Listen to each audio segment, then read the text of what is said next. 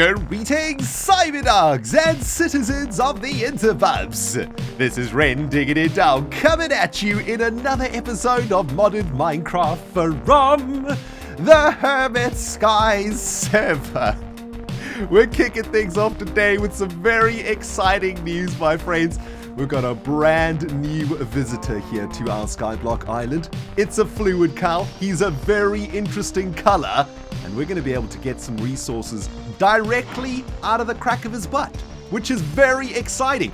I think that he must have spawned here on our old island on one of these dirt blocks while I was busy out here doing a whole bunch of sifting. I've been hard at work, my friends, for the last couple of hours collecting resources, going absolutely crazy with the sieves. I've managed to finish myself off an array of diamond meshed sieves over here, and I've been collecting an insanity amount of stuff. Take a look at this. I've been smelting down all of the stuff that we've been getting from the sieves. Got myself a ridiculous amount of ingots up in this business, which is super exciting. I even have chests full of all of this jazz that I've been collecting. Way too many resources for us to go through together. And today, my friends, we're going to start working on a little bit of a storage situation out here, trying to deal with this stuff that I've got. We're also going to be working on some food situations. I need to sort out my food. I'm tired of eating these apples, man. They're not doing the business. But before we do any of that, I want to make sure that this brand new fluid cow that has spawned magically on our island is going to be safe and sound. And I'm going to be naming this cow today. I'm going to name this cow Fluey G.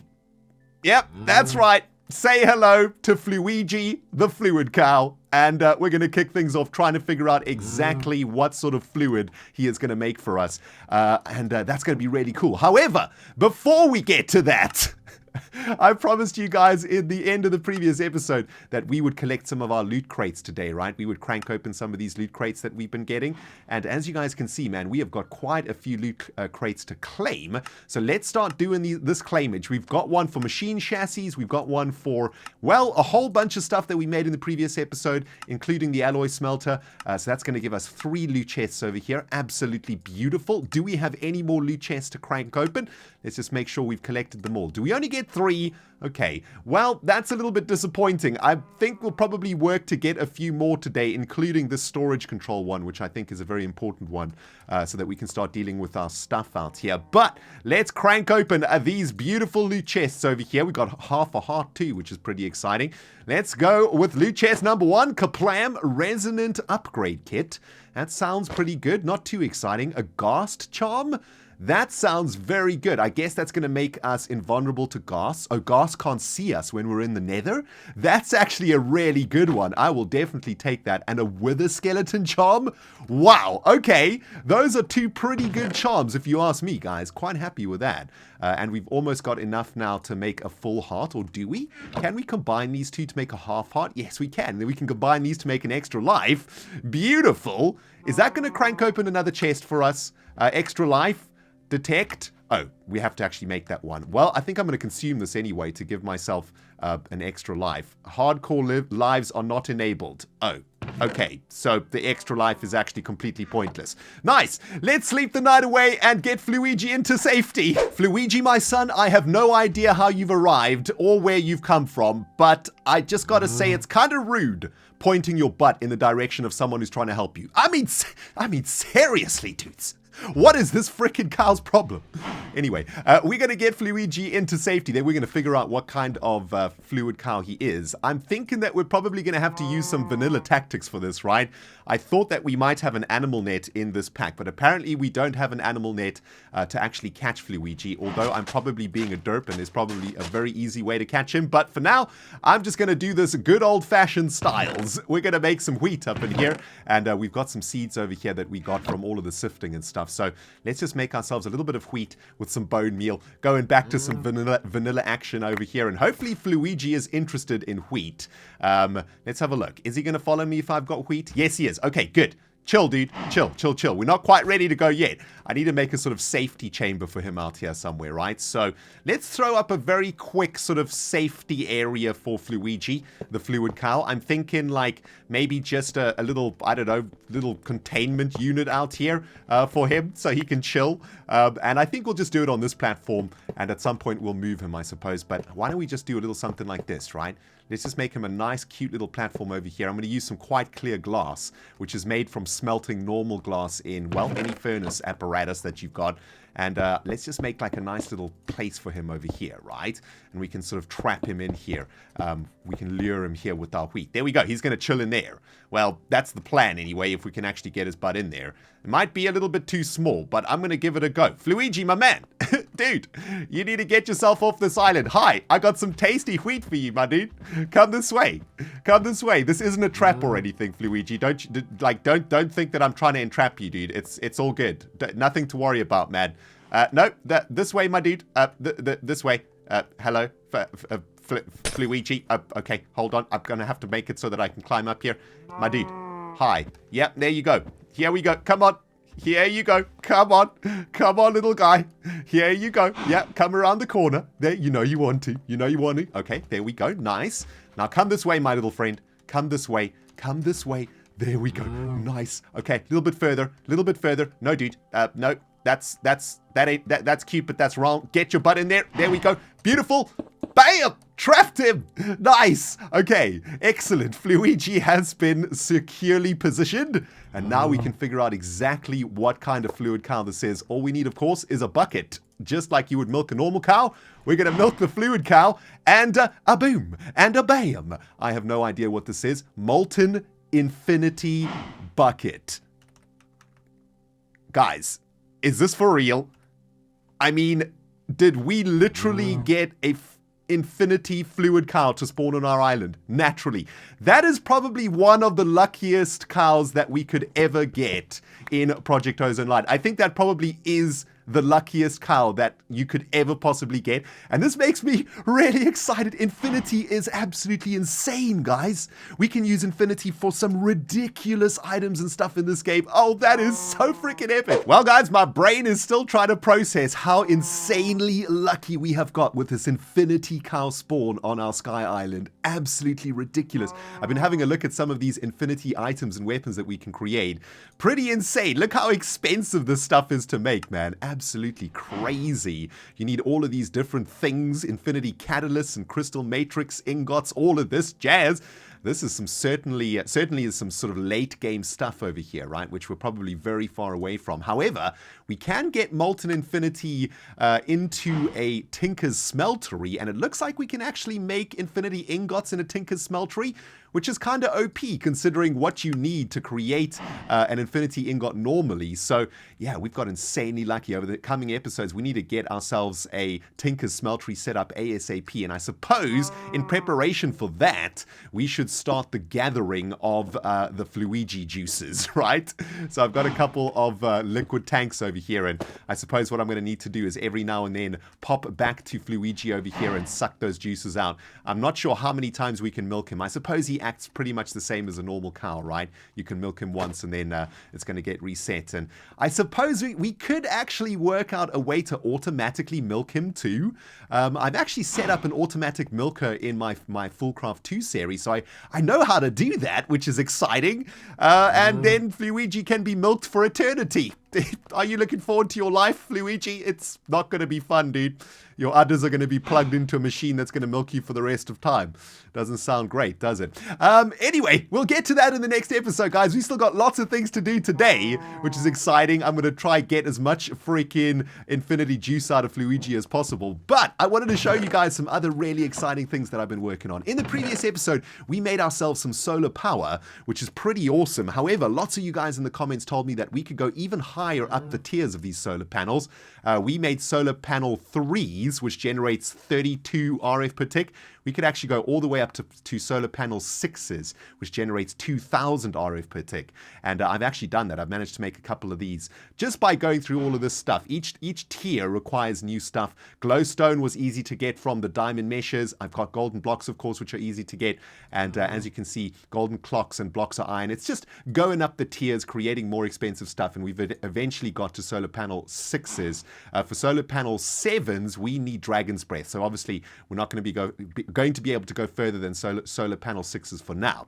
Managed to make myself 2 solar panel 6s, which is amazing. And we're going to be able to get an insane amount of power out of this. However, I think a clever thing for us to do at this point in time in the series is to actually start storing some of this power. We're generating an insane amount of free power, so let's make ourselves a couple of batteries. I want to make myself some basic capacitor banks over here, which is made out of a block of redstone, some basic capacitors, and some iron ingots. And of course, all of this stuff we've been able to get just from sifting. So I'm able to make myself, I think, 4 of these basic capacitors. Probably want to make more of those, but 4 will do for us just fine for now, and we've just completed a quest too, which is excellent. And I want to start collecting some of this power out here. So let's set ourselves up a little bit of a power array over here. This thing's going to be able to hold, what, a maximum of 40 million RF, which is probably more than we need for now. But let's just plug in our solar panels over here on top of our capacitor banks, and we should see this starting to fill up now. Yes, beautiful. I could probably plug these 2 in also on the other side of that. These are the smaller versions of it, but the more power that we can generate, the better, right? By the way, Exumavoid gave me an excellent tip in the comments of the previous episode. Thanks, X, you're freaking legend. These solar panels don't actually connect with each other. Even though they look like they connect, they don't actually connect to each other. So you actually have to use cabling and stuff to connect them. So when we set up a proper power generation system, we're going to have to remember to do that. Now that's looking pretty good. Now the thing is about this, guys, is that we are planning to build platforms on top of each other like this, right? We're going to have a multi-level platform over here, and that means that our solar panels are going to be covered up if they are in this position. So I think what I'm going to need to do is set up like another mini platform out here, like a mini solar power platform collection thingy, so that the solar panels can always be looking at the sun, if you know what I'm saying. So that's what I'm going to do now, guys. I'm going to just spend a bit of time getting a secondary platform set up for our solar panels, and then we can crack on with today's episode. That's looking pretty snazzy, my friends. I've just finished setting up a brand new solar power array out here. I've been doing a little bit of cleaning up here too, because I want a little bit of space on this particular platform. But I've made a couple more capacitor banks. We now have a maximum storage of 120 million RF. It's completely full already from these solar panels, which is really awesome. We've got so much power out here. Unfortunately, we don't really have easy access to our power supply at the moment, so I'm going to try work on some cabling now so that we can actually start transferring some of this power onto our sky island, right? So for now, I'm going to have to set up my alloy smelters directly against the capacitor banks, and what I'm going to be doing is smelting up some binder composite out here. And the reason that we need binder composite is if we have a look at the recipe for something called an energy conduit, we need a conduit binder, conductive iron, and conduit binder, and that makes energy conduits, which can transfer 6,000 RF per tick. I want to make myself some power cables over here that we can run into our platform, and then we can start setting up our alloy smelters and stuff on the platforms themselves, right? Now, to make that conductive iron, we also need to do a little something here in the alloy smelter, some iron ingots and some redstone. That's going to make for ourselves that conductive iron. Now, that conductive iron is super important, guys, because I'm trying to unlock this quest here, storage control. Now, take a look at this. We need quite a few things to make the storage control unit. A drawer controller needs stone, a diamond, basic drawers, and redstone comparators. Seems easy, right? Well, it's not that easy because, of course, we need nether quartz to make the comparators, and to make nether quartz, we need a little something called an enrichment chamber so that we can enrich all of the nether quartz dust that I've been getting from the diamond meshes over here. Where is all that jazz? Here it is. Look at all of that, man.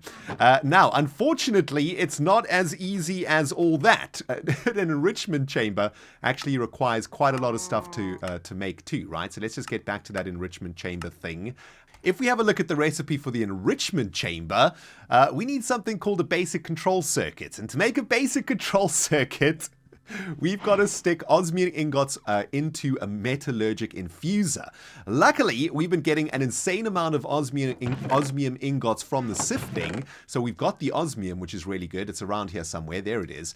But that metallurgic infuser is what we need to make right now. And that requires conductive iron and osmium. And, well, I'm cooking up that conductive iron over there in the alloy smelter. So I'll be able to set up all of these different machines. And then we can actually make some freaking storage out here. Well, guys, as is always the case when I play modded Minecraft, things are not as simple as they seem. You see, to make a metallurgic infuser is actually more complicated than I thought, because we're actually going to need steel ingots. And to make steel ingots, we need to stick pulverized charcoal and iron into an alloy smelter. And to make pulverized charcoal, we need to shove charcoal into a sag mill. It's not the end of the world, though, guys, because a sag mill is pretty easy to make. We probably should have made one of these earlier on, but that's okay. All we need is some flint, a machine chassis, and some pistons over here, so that should be pretty easy to make. I think I've got everything that I need here to make some sag mill action. So let's make ourselves 2 sag mills, and then we're going to need to pick ourselves up some charcoal, which we should have a little bit here left. Yeah, we got quite a bit of charcoal left here from when we were first cooking. So let's set up a couple of sag mills out here on our platform, and let's start pulverizing some of this charcoal. There we go. Beautiful. So that's going to pulverize down into pulverized charcoal. Great. And then we should be able to shove some iron into this alloy smelter with the pulverized charcoal. Is that going to work? That is not working. What's going on? Why is that not freaking working? Alright, I figured it out, guys. You actually need a lot of pulverized charcoal per steel ingot. It's just quite expensive. It looks like it's 7 pulverized charcoal per steel ingot, so that's pretty crazy. Anyway, this is cooking now, so now I can actually start working on all of those metallurgic things. And, well, we're getting there. Boom, baby! Metallurgic Infuser quest has been cranked, my friends. Brand new loot chest for us to claim over here. Beautiful. I've also realized something out here, that we could probably get a bunch more loot chests also from this chain. And I think we probably have to have all of these things in our inventory, right? It seems like they haven't been unlocked for some reason. Anyway, that's fantastic. Just got ourselves a new freaking loot chest, and I've just made this metallurgic infuser. Beautiful. Let's set it up right here at Fluey G's position. And I think this thing is actually run by redstone dust. And what we need to do is make a basic control unit in this infuser, which is osmium ingots plus some redstone, right? So I've got the osmium ingots. I think they go in there, and let's add in a little bit of redstone. That looked like it used up the redstone, but it looks like it might need quite a lot of redstone for this. How much redstone are we going to need to actually get this thing fired up? It's not looking very good at the moment. Do we need to drop all of our redstone into this? I guess. Let's power that up. It's not working right now, which is a little bit worrying. I guess we have to power this entire thing up with redstone. Do I have any more redstone? I don't have any more redstone. I gotta do some more freaking hammering, guys. I've literally been hammering cobblestone all morning long for today's episode, guys, and I want to see if maybe we can get lucky and get a whole bunch of redstone in a very lucky way. So I'm going to claim a few more of these chests that these quests that we've managed to unlock over here. Absolutely beautiful, man. We've got so many loot chests over here that we've actually got. Let's claim that one. Beautiful. Are there any more that we've missed? Let's just make sure that I haven't missed any of these today. Wow, we have cranked open so many of these chests today. It's absolutely crazy.